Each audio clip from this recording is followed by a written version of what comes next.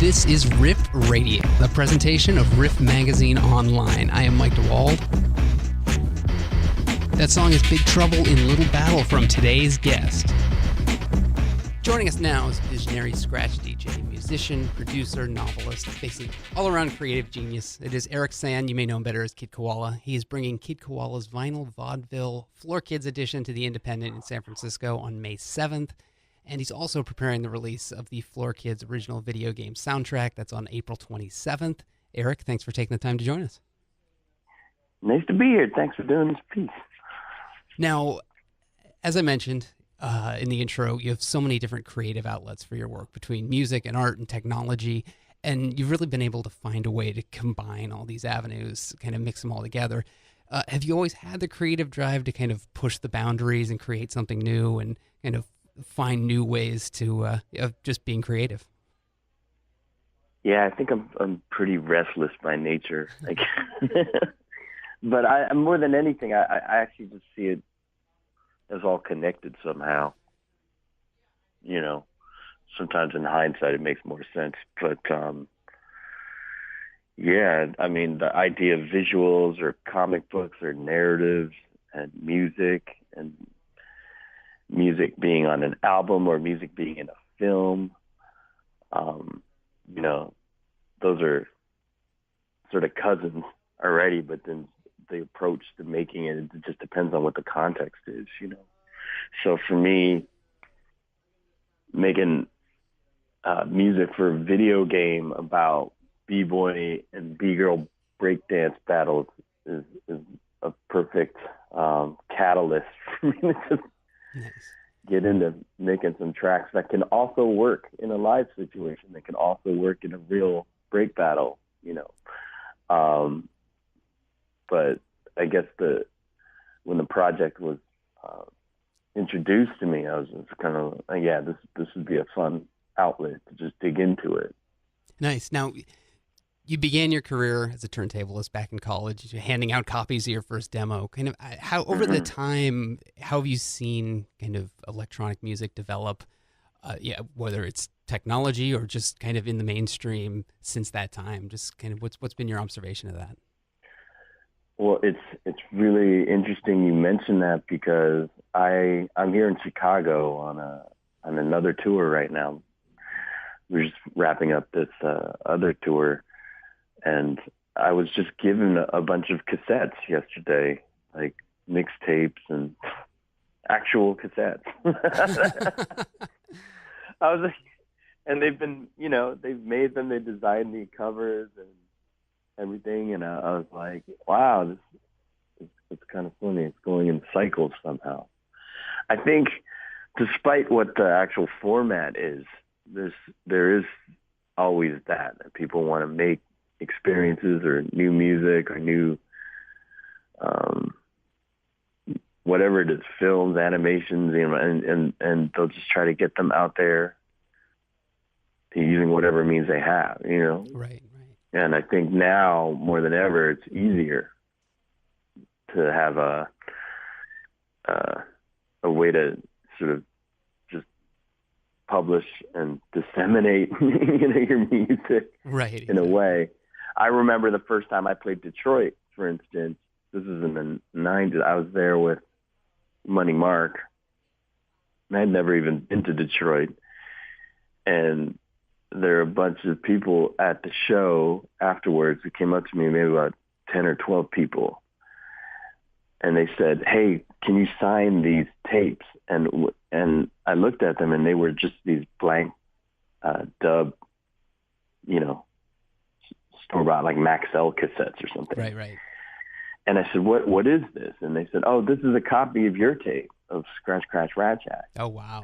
And I said, oh, wow, how did you get that? Because we had them on tour, but prior to that, it was just in Montreal, like at a few, you know, local record shops. And they told me, well, a friend of mine was visiting Montreal. I went into a record shop, bought your tape, liked it so much that he decided to buy a blank tape, make a copy of it, put it in the mail, and mail it to Detroit so that I could hear it. And then when I heard it, I liked it so much that I actually made a bunch of different copies and gave it to all my friends. Now we're all here at the show. And I think about that, you know, the amount of effort that's required to do that. Well, first of all, you had to buy a blank tape, you know, make a dub copy of the tape, you know, go to the post office, put it in an envelope and stamp it. And then that person in turn had to, you know, make another copy, and it kind of, you know, caught on that way, like a real grassroots kind of way. Right. And I just felt very, you know, honored that someone like thought that their friends would like it enough to just, you know, kind of say, hey, you have to check this out. And I think that's often how I hear about some of my favorite records were kind of turned on to me through friends that kind of know my taste and stuff. And so I think, you know, it's not always like an algorithm that can tell that to you, although, you know, algorithms may accidentally like introduce you to some stuff that you might never have been on your radar. And Exactly. I think that's great also. Yeah. But I think about the amount of effort that took, you know, that was at least 2 weeks of process for that tape to sort of get to Detroit and then into this, you know, little scene there, to the point where they were listening to it so much they say, hey, we got to go check this kid out when he tours through, you know. And nowadays, yeah, you can make something, put it up, you know, online, and anyone anywhere can check it out almost immediately, right, you know. Right. And so I think that's great, and I think absolutely that it's that artists nowadays have a lot of great tools they can use to do that. But underneath it all, it's still that, you know, to cut through the static or to find your actual audience, it does come down to, you know, sometimes. Right. Now for there's few key people that are like, this is it. This is totally my thing right here. It's like, I'm going to kind of force it down my friend's throat, you know. But yeah, a lot of my favorite records were introduced, you know, to me by literally someone just being in a record store, like, oh, you haven't heard this? Forget it. I'm buying you a copy right now. You know what I mean? It's just like very cool. And yeah. Now the new tour, you're calling it Vinyl Vaudeville. I think you've called it the silliest show on earth bred together with turntables. Now, what exactly does that mean? So what are some of the wild ideas you're throwing around for this show? Okay, well, Vinyl Vaudeville, as a concept, is a variety show. We decided to look at a vaudeville show in terms of you would have, say, a dancer, and then all of a sudden the next act would be, you know, a seal playing car horns, and then the next act would be a comedian, and the next, you know. The way I'm approaching this show is exactly that. The only way I could kind of connect the dots through even my own, you know, album repertoire, say, how do you release, or how do you do a show that does contain tracks from, you know, the Monty Python inspired carpal tunnel syndrome, right? And also the Slew, which is like, you know, almost like a Black Sabbath turntable record for skaters, and then 12-bit blues, or, you know, now Floor Kids, or this and that. And the way that I was trying to figure it out was like, okay, well, if we treat every song in the set like it's its own act, you know, with its own spectacle. Wow. So we're talking costume changes, set changes, dancers, puppets, you know, whatever we can do to kind of activate the spectacle of each act, just kind of bring up the pizzazz. Right. That's the way to do it. Like, I'm up there, and I could go through and just DJ, you know, I'm up there with 3 turntables, and I can like run through the set and like reassemble these tracks live and be very busy. And I think that there's a percentage of the audience that is there to see that, you know, the technical aspect of what I'm doing, or the scratch aspect of what's happening. But I think that's still just a percentage of the audience. that might even understand like how it's being assembled together. Otherwise, it might just look like a flurry of like records being like scratched in and hand cut and looped and then thrown out, and then another record like reloaded, and you know what I mean? Right. And so for me, again, looking back at things, like some of my favorite, forms of entertainment growing up was like, let's say something like the Muppet Show, you know what I mean? Where you could be there and you're watching a ballad of a frog singing a song on a log, and then the next thing it's like an ensemble number, and then the next thing, animals doing a drum battle with Harry Belafonte, and then the next thing, there's pigs in space. So it's like one of those scenarios where I think, like with the Vaudeville show, I wanted it to just start already with, okay, here are the rules. Every track is going to be its own bit. Right. And we're just going to try to start crazy, and then with every subsequent act just get crazier and wilder until the end. Everyone's just like, how did we get here? You know what I mean? This is insane. And so what we're bringing, we're bringing everything I could possibly fit on the tour bus. There's 3 dancers, 2 puppeteers. We've got what we have, like brass playing ants. We have a 9-foot ogre. We've got a 20-foot spider. We've got, some of the music actually isn't even released yet. Now that we've done the show, or developed this sort of vaudevillian style show, it has become its own thing in and of itself, so that it's inspired me to actually make certain bits in the show. It's like, okay, you know what would fit really great between these 2 themes is this, either this kind of palate cleansing thing or this sort of non sequitur thing or a little commercial break here. Right. So some of the music I've created specifically for that, just to segue or just to have, its own act. So some people have come to the show and said, hey, when are you going to release that track Laptop? And I didn't make the track to release. I made the track for the show, and the show is the dancers are wearing these giant laptop costumes and they're dancing in formation. And this is this kind of crazy, like club banger. But I'm I'm not going to release that on an album. Maybe I will, as 7 inches. That doesn't really make sense to me. It's like the context of it was that it was supposed to be experience, at this show. Yeah, it was sort of going to be my next question. I mean, in terms of the live experience, it sounds like you're really kind of making each show its own unique experience. I mean, do you leave yourself room for kind of improvisation or kind of whatever happens kind of thing? Oh, absolutely. Yeah, I love shows that do that, where just as a performer. I mean, even on a tour. I mean, this one's relatively short, like 18 cities, but there's the fear of, for me at least, having toured for a couple decades now, is just that you don't want to go into autopilot ever. You want to just make sure you're there and realize you're there and you're in that city. The first show left me euphonium this fall, where we're shooting a live film with 5 cameras and a string quartet, me on turntable and piano, and we have, this, 20 miniature sets where the story takes place in the city. We'll localize that city. Nice. Wherever we are, we'll kind of redesign some of the set pieces so that where we are is where we are, and everyone knows.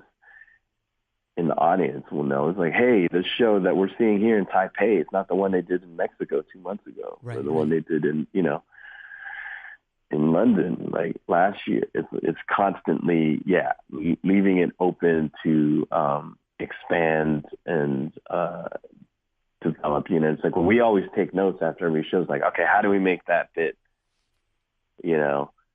Either rock harder or be funnier or be more, melancholy, whatever the emotional like beat is we're trying to hit with whatever scene in that show, or even with vaudeville. It's like, okay, how do we make this the the coolest version of itself that it could be. Right. So I'm always like that. I love that X factor of knowing that every show, even on these 18 city tour, will be unique to the extent that, it's not just the people on stage that make a party happen. It has to be everybody in the room. The audience absolutely is a huge part of it for me. So, I mean, I'm here in Chicago. We're doing satellite turntable orchestra shows where everybody in the audience has a turntable station, and we have color-coded harmony vinyl for them to play, and we're cueing them with lights, kind of like in sections of the orchestra. Oh, wow. And they create like an ambient vinyl orchestra bed of sound to create the dynamics of the music. And it's true, like every time we do the show, depending on how the audience plays will affect, the final outcome or energy of the song. And sometimes it's really focused and like, the tracks have that kind of urgency, that's like kind of bated breath. And other times it's like just a wild free for all, a little bit chaotic, and that's fun because you kind of roll with that too, if it starts to head there. So I just want to make sure that, absolutely, that the shows have some breathing room there. So very cool. Now you've also had some involvement in video games, as with Floor Kids, and now, I mean, you helped develop and also did the soundtrack for it. Now, how did you get involved with that project? I met John, who's the creator of the Floor Kids characters, and he's the animator and designer of like all the visual art in the Floor Kids world there. I met him at the National Film Board in Canada. I was there scoring another film. He was there doing his own animated film. And we were introduced to each other, and we just realized that we had that b-boy connection because he's a b-boy like dancer himself. So after he was done at the NFB, clock out, he would go straight to break practice. And then after break practice, he would stay up for another couple hours and just draw frame by frame animation cycles of breakers. B-boy. And I was like, so he showed me this, like, okay, well, here's the film I'm working on now, but what I really want to show you is this stuff I've just been doing for fun, like after break practice. I've been trying to like 2D draw characters doing all of these moves. And he showed me like a pile of paper, like animation paper that you can, like a flip book, you had to flip through it. And just from that, I was just flipping through, I don't know, maybe 60 frames or something, and it was one of the characters doing a swipe cycle, like a break move. Right. And I said, I can tell, like, I can count the beat just from flipping through it. Like, oh, wow. This guy has like a certain, like he's nailing it in terms of timing, but also style. Because even if you drew, like, for instance, O-Live or Noogie, like they might both have a 6-step move or something, but the way that John will draw them, like they'll have a different swing or a different style to it. Like I guess he understands it on that level where not only is it the technical move you're doing, but then there's the style aspect of it in terms of like, oh, maybe it's just a little like, where the swing is, right. And so what he just, I mean, this was 10 years ago we met, right? So about 5 years ago, we decided to start trying to develop it as a video game. And so we met this coding team called Hollow Labs. And we said, okay, look, John's dream is to actually have, a Tony Hawk style like game where you're just like you can create your own choreographies on the spot, and you're trying to link up moves and the combos and do it with the best transitions and whatnot. And so he drew, I think there's at least 16 moves per character, unique moves, and then even some hidden moves that are in there. And then you would do up to like over 100 transitions in between all those moves.